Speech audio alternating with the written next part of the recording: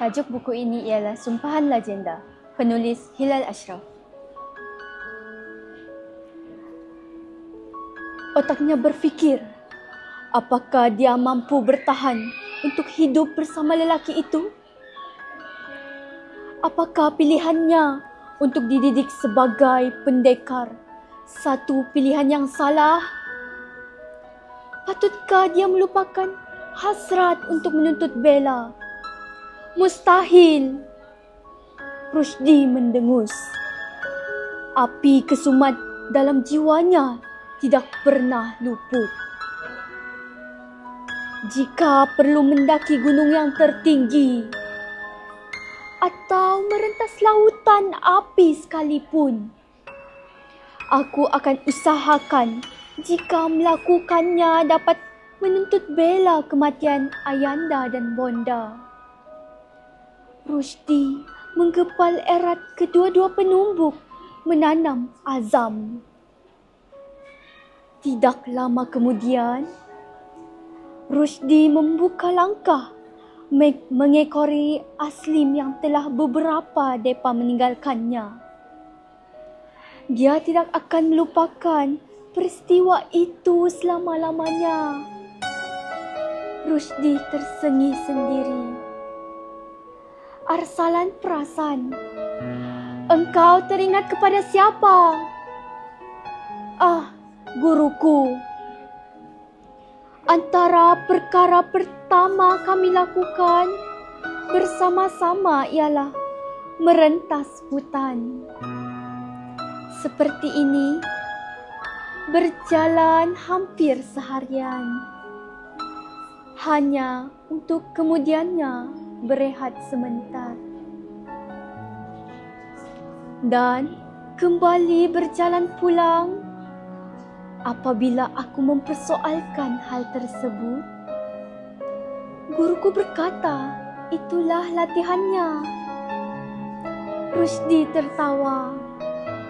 Entah mengapa, hatinya digeletek oleh kenangan tersebut.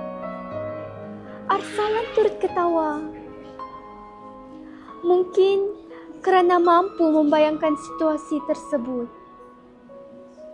Jangan risau. Kita sudah hampir sampai dan kita tidak akan terus balik. Arsalan menepuk lembut belakang bahu Rushdie. Mereka berdua tertawa bersama-sama. Aku senang melihat engkau ceria, Rushdie.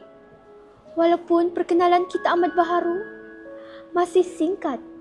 Tetapi entah mengapa, aku menganggap engkau seperti anak kanda sendiri.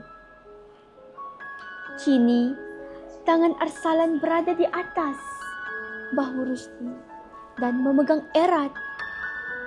Rushdie terangguk-angguk, tawarnya sirna.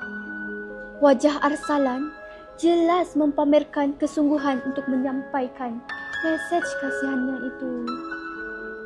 Hana mengabarkan kesedihannya semalam. Rushdie mengangguk kening. Ternyata dia turut rawan. Aku melihat dia ada hati kepadamu. Entah mengapa, Rushdie dapat merasakan wajahnya seperti disimbahi minyak panas. Arsalan tersengih. Sebelum sempat Rushdie menundukkan wajah, tersipu-sipu. Hana tidak bersama dan bergaul dengan mana-mana lelaki. Hatta anak-anak muridku sendiri. Dia sentiasa di rumah, menjaga dan memenuhi keperluan tanpa aku pinta. Walaupun aku tidak memaksa, dia beriman. Dia menuruti gaya hidupku, tidak bersentuh dengan lelaki yang tidak dinikahinya, tidak menunjukkan tubuh dan menjauhi arah. Sekian, terima kasih.